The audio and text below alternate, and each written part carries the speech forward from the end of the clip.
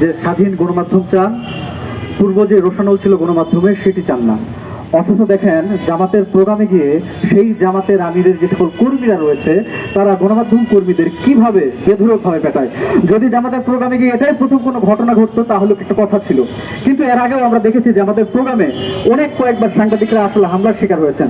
কিন্তু আসলে জামাতের কর্মীদের সেই জামাতের আমির শোকজ করেছে কিনা, কোনো বিচারের ব্যবস্থা করেছে কিনা এটা আমরা জানি না। এই যে গণমাধ্যম কর্মীর উপর হামলা হয়েছে, বেধড়ক পেটানো হয়েছে, আমরা এটা সুস্থ একটা বিচার চাই।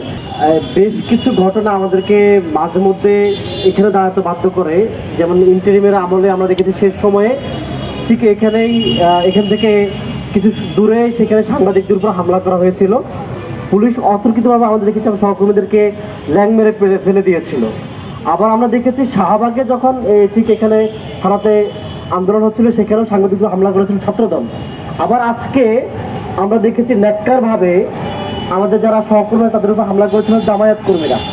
এভাবে বিভিন্ন সময়ে জামায়াতের আমির তিনি খুবই সাংবাদিক বান্ধব, আমরা দেখেছি বিভিন্ন জায়গায় তিনি যখন প্রোগ্রামে যান সাংবাদিকদের খুবই সম্মান করেন। কিন্তু তাদের কর্মীদের যারা রয়েছেন তারা যেন আসলে কেমন দলীয় যে শৃঙ্খলা সেটা কেন ভুলে যাচ্ছেন।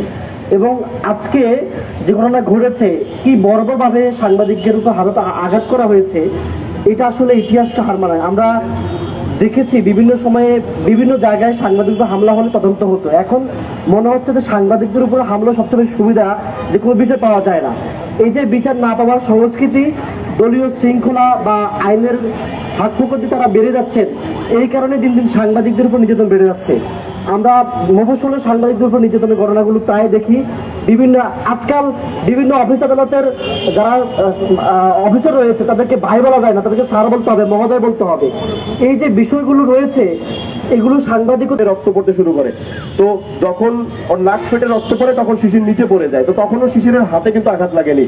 এক পর্যায়ে বেশ কয়েকজন দৌড়ে এসে শিশিরকে সেই পাকা রাস্তার উপর থেকে তুলে আবারও নিচে ফেলে দেয়। যে এই ভিডিওটা মূলত সামাজিক যোগাযোগ মাধ্যমে বেশি ছড়িয়েছে এবং সেটা নিয়ে আসলে প্রতিবাদের ঝড় তুলেছে সবাই। তো তাকে যখন নিচে ফেলে দেয় তখন আমরা বেশ কয়েকজন আবারও শিশিরকে ধরার চেষ্টা করি। তো সেখান থেকে শিশিরকে ধরে নিয়ে রাস্তার ডিভাইডারের পাশে বসাই। পাশে বসানোর পর আবার বেশ কয়েকজন দূর থেকে দৌড়ে আসে, এসে শিশিরকে সেখানে 3 দফায় টোটাল হামলা চালানো হয়। প্রথম দফায় টেলিভিশনের বেশ কয়েকজন ভাইয়ের উপরে চড়াও হয় এবং তাদেরকে ধাক্কা দেয়, কিল ঘুষি মারে। এক পর্যায়ে যখন এই মাল্টিমিডিয়া সামনে আসে তখন তাদের উপরে 2 দফায় হামলা হয়। সেই 2 দফায় শিশিরকে বেধড়ক মারধর করে তারা। এবং আপনারা ভিডিও দেখলে বুঝতে পারবেন যে জামায়াত ইসলামী তারা এমন ভাবে, তাদের নেতাকর্মীরা এমন ভাবে গণমাধ্যম কর্মীদের উপরে হামলা চালিয়েছে, এর আগে আসলে এই ধরনের হামলা আমরা দেখিনি। আমি বেশ কয়েকবার এই ঢাকা শহরে সাংবাদিকতা করতে গিয়ে হামলার শিকার হয়েছি, পুলিশ কর্তৃক হামলার শিকার হয়েছি।